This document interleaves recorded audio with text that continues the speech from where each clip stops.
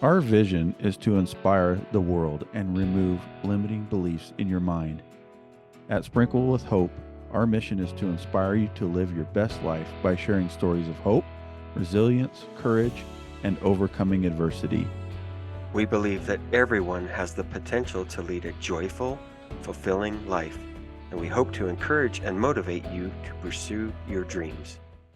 Welcome to the Sprinkled with Hope podcast.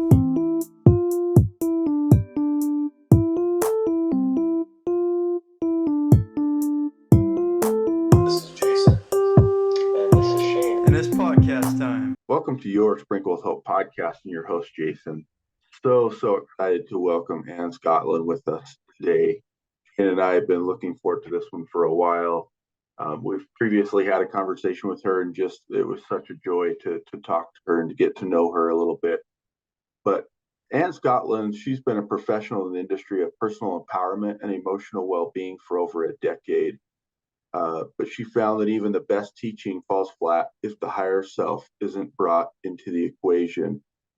And I just love that opening sentence, really, because that's really what it's all about, right? Finding our higher self, finding what it is that we lack and how we can be better, right? Right? It makes us different from squirrels. You know, squirrels are busy all the time, but Yeah, but it doesn't, all that busyness isn't necessarily, um, when we're just busy, we're not really finding alignment. We're not in flow. We're just working really hard. And I know from personal experience, you can work really hard and have really poor results. You could be depressed, you can be unhappy. So finding that alignment is really important because once you're in flow, you still have to work. We all have to work, but it doesn't have to be miserable and it doesn't have to be keeping you in a dark place. Totally agree. Yeah. So, Anne, what motivated you or drove you to get into this field of work and reach out and help other people? Yeah, I think I've always, loved people, loved working with people. Partly with that was because I grew up in a really unusual environment, very isolated, sort of a right-wing religious cult experience, homeschooled till I was almost 16. And by homeschool, I don't mean like there were other kids that we met during the week. It was just me and my brothers in the middle of nowhere. So, I think, for starters, once I really did start meeting people and getting out into the real world, if you like it, I was just thrilled. And it was still a very small, myopic world, really through college for me. Um, Went through a tough marriage very young, and, that fell apart in an unfortunate way. It was someone from my own faith, which seemed like a good thing, but, then they ended up leading multiple lives, and I was not really in the know enough to figure that out. So there's a lot of shame and embarrassment and humiliation around all of that, and being with someone and like, you don't ask to be abused or neglected, or, and I think we talk a lot about, physical abuse, which is a tremendously important topic, but we forget about mental and psychological, emotional and psychological abuse. Gaslighting, giving people, where you start to doubt your own sanity is a really scary place because you already are under stress. So after all of that, trying to recover and really find myself, and having to disconnect in many ways from my previous religious organization and everything because divorce wasn't being supported. It was my dark moments. Had some chronic pain I was dealing with physically, and so, did that sort of lay on the floor and cry and watch TV for a year. Then at some point, I'm just like, I can't, this is not living. Like, there's got to be a better way. And I'd had a mentor who had always told me, when you're really down and feeling sorry for yourself, if you're really sick of it, find someone else to help. And it's the best cure ever. And so I took her advice. I got involved with humanitarian organizations, Amnesty International, got back to using some of my natural gifts and talents around teaching and training.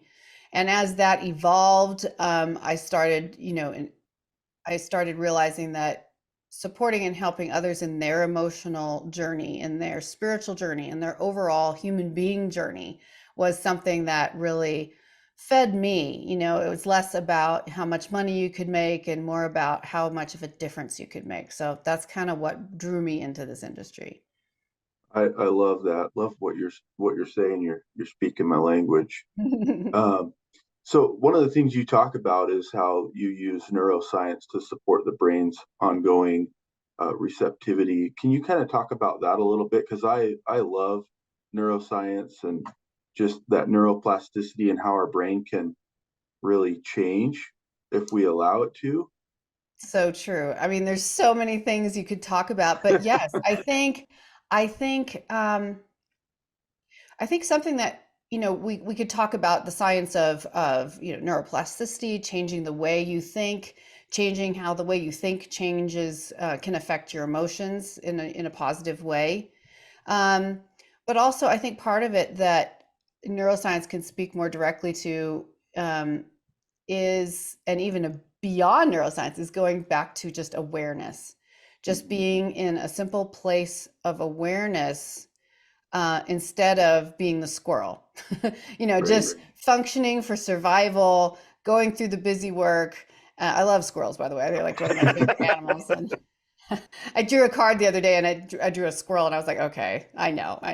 Yes, I do love to work, but yeah, so having that awareness is really education. And I don't mean in the traditional sense, I mean learning and teaching and sharing with others how you don't have to be trapped in your own mind, because that can be a really lonely and sometimes Right. scary place, right? And you've all had your own experiences that I'm sure you can relate to that. Um, the higher self is where this kind of comes together, Jason, the neuroplasticity and the higher self, which is finding, realizing that you're so much more than just a body, then you're so much more than just, um, you're not just here to go through the motions and get work done. You're actually here to live, learn, grow, whatever your philosophy is about the past life or the next life. I like to look at this as, an education. It's a schoolroom. And if we can learn how to suffer less by changing our mental habits, then how much more good can we do in the world by helping others also realize that you can be in this body and in this imperfect place and with the issues that we have, but you can suffer less and you can find joy. And as you know, I have a book called Live for Joy. So Yeah. joy is an important part of my life. Yeah, Absolutely. yeah, and I love how you just said that we have to learn how to suffer less. I mean, the image that I have in my mind is that we're all going to suffer some with something physical, emotional, mental, something in life.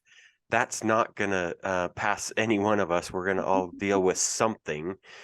It's the matter of learning to suffer less and then working through that. I just love how you said that. Mhm. So we talked earlier about your new show or Yes. broadcast. I'm spiritual, but so let's talk about that. What is that about? And let's just talk about that for a second. Oh, well, thank you so much for bringing that up. Yes, I'm really excited.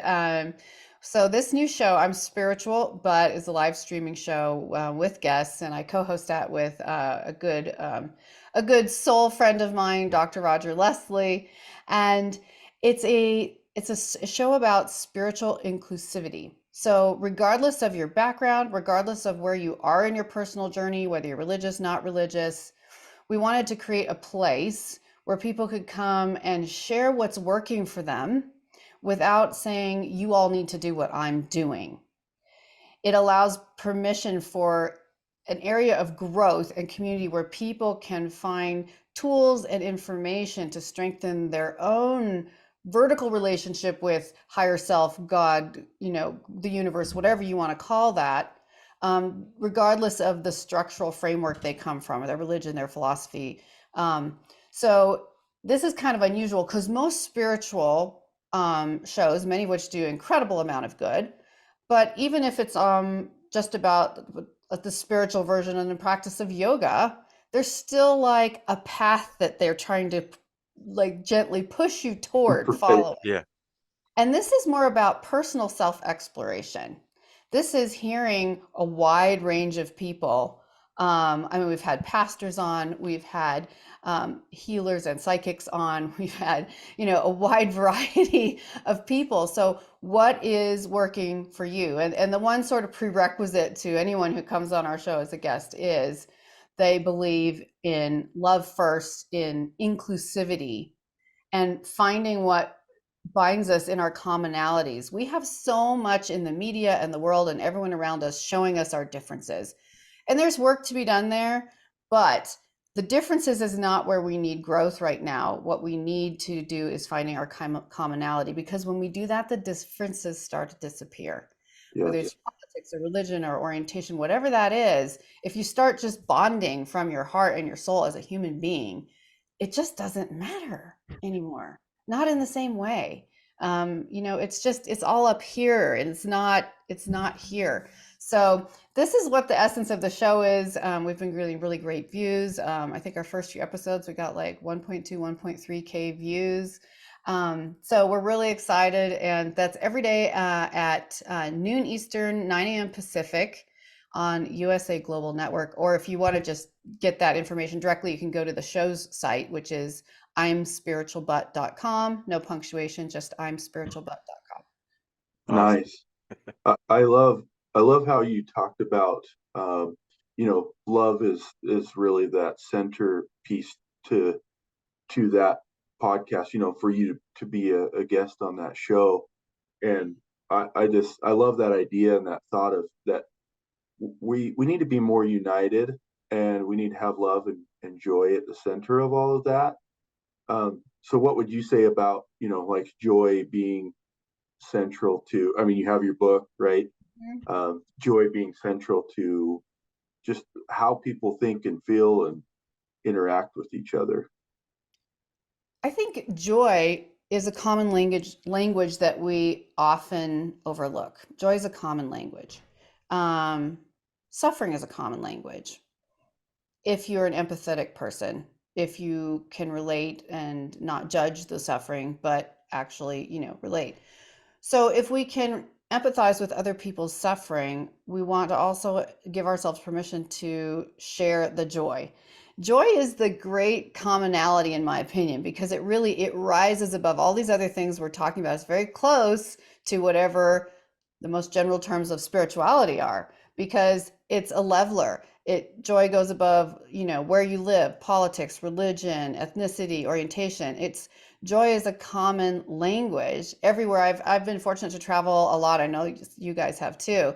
In the world, we all love to travel here. And Yes. it doesn't matter. I mean, I can be in I think one of my favorite examples is be in Morocco on the side of the road at a watermelon stand with a guy who literally grows them in the field right behind the stand. We don't know each other's language, and he's so happy and joyful in sharing, what he has with us, and we're so happy to meet him. And we're worlds apart, we're religions apart, we're politics completely different, everything, and yet it's just human to human, and it's joy, and it's being excited about being alive, and reminding those of us who are extraordinarily fortunate in living a Western lifestyle and having a roof over our heads, that being happy, being joyful does not depend on how much money you make or the toys you have, because the happiest people I've ever met in general are people with way less.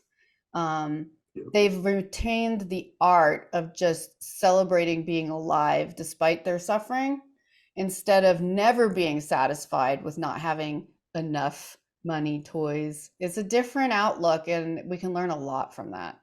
Yeah, totally agree. I also appreciate that you were talking about that we need to, as we come together, we need to look at our likenesses, not necessarily focus on the differences, because like you said, the world is focused on that, and we need to change that narrative and focus on our commonalities. But if somebody's struggling to do that, what would you say to them? How would you help them through that? Yeah, that's a good question. So finding the commonalities, the number one tool is listening. Because we all love, most of us who are outgoing, we love to talk, we love to share, and that's great. But, um, really hearing other people is how you start finding their commonalities. Instead of just talking about ourselves, you meet someone, in a restaurant or on the subway or in Starbucks or wherever, right? And you start up a conversation, spend more of your time asking questions instead of talking about yourself. People, the other people, most of us, if we're not paying attention to what's happening, we love talking about ourselves and our joys, our problems, all of it, right? So if you open the door for a person to start really sharing, you'll learn a lot generally with someone who's willing to talk a little bit. And first of all, by listening to them, you usually start finding their commonalities just immediately. They're like, oh, well, I'm late for work because my dog was sick. Oh, is he okay? Yeah. Oh, you have a dog? I love dogs. Boom. Right. There's pieces of this that that the sales community takes advantage of, which is finding commonalities. They've turned it into a bit of a science now, and they have a more long, specific objective. But I think if you think of it, just sharing joy, just being there for people, learning about the other person, is listening and asking questions. And the other thing is, and I was just talking to someone recently on my show who's doing this, and I just loved it so much, is being more intentional about meeting and talking to people very unlike yourself. Mm, Because we tend to just sit with our group that we're comfortable with, and I was talking to this gal who comes from a very, very conservative religious organization, and she's still a member. But kind of out beyond the bounds a little bit of that, she's been visiting other religious or churches, mosques, visiting Baha'i, just visiting people of other religions, and just experiencing what it is to be in their space. And also for her, which was again outside of her norm, becoming actively involved in her local LGBTQ community, which was not part of her lifestyle before. And she's not part of that, but she's like, I just want to get to know people. Because when you reach out to people that you feel unusual around or you just don't know, again, they're just people. It's politics, the laws of religion, the media that show us, oh, well, this person's from this country, or this person has this color skin, or this person is, and we have all of these battles to fight. And right. it's like, well, what if you just talk to that person about being a person? And pretty soon, really, if you go the world over, we all want the same things. Human beings, we want to be fed, clothed, we want to live in safety. We want our kids to be able to get educated or do as good or better than we did. And we want to live in peace. That's it.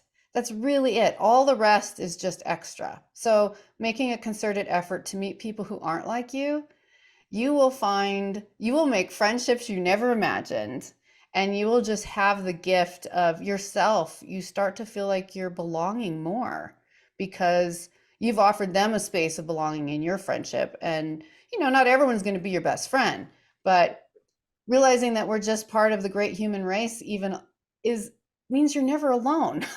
Yeah. Right.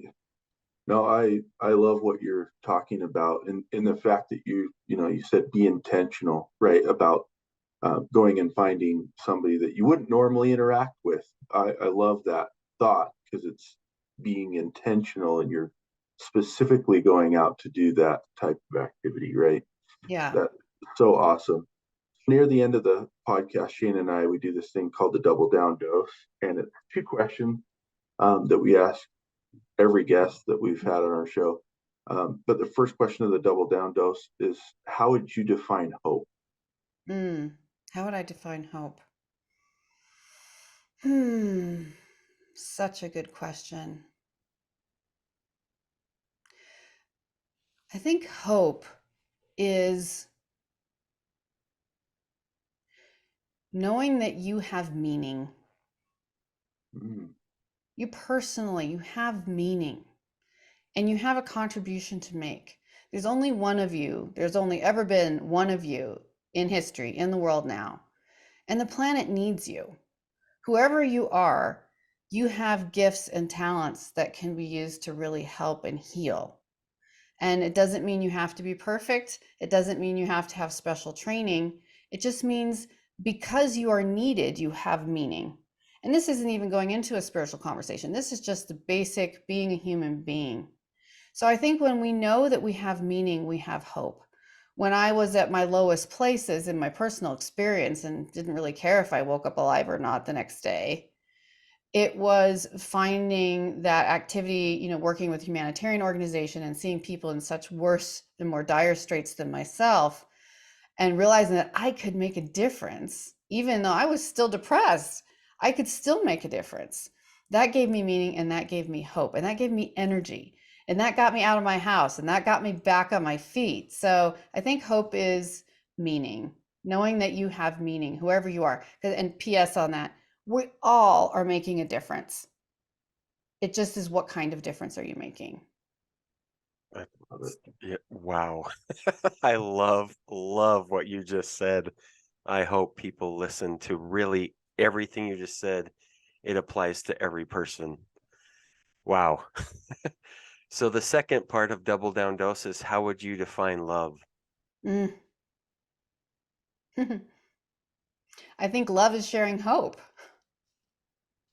Helping other people see their meaning, see that they have value, see that you're willing to listen, see that you're willing to appreciate them, get to know them better, and know that they have someone on their side. Showing love can be so many different ways, but I think giving hope, if we want to get down to the bare bones, so we can all be nice. We can all do a good deed, we can Right. drop some quarters in someone's can. We can, but giving hope is like having a conversation with that person. Love is, you are as important to me as myself or more. And what I learned from you both, and have just spent so much time thinking about, the platinum rule. Can I go there? Yes, Yes. absolutely. Which is not just love your neighbor as yourself, but I will paraphrase, but treat other people the way they would appreciate being treated. Yep. Is such a different, this is taking it to a whole new level. And I think that is love, and that is sharing hope. And this has been so awesome. Seriously. I love, when we talked to you earlier, I just love that discussion. I'm so grateful that we finally got you on our show. We have waited for this day for a long time. And what you said, I truly hope we can spread this message to as many people as possible. Fantastic advice and wisdom from you. Thank you so much, Ann. This has been such a pleasure. Thank you. Well, let's do it again sometime. Always a pleasure to talk with you guys, and wishing you and all your listeners a joyful day. Yeah, I really appreciate you bringing up the platinum rule. It's been a little while since Shane and I have talked about it, and I think it's so important to just treat others the way that they really want and need to be treated, right? Absolutely. So, Because I've seen the other rule misused, yes. and we can have a whole nother podcast on that. Yes, We we can. could. Again, thank you so much. This has been such a Absolutely. pleasure. Thank you both so much.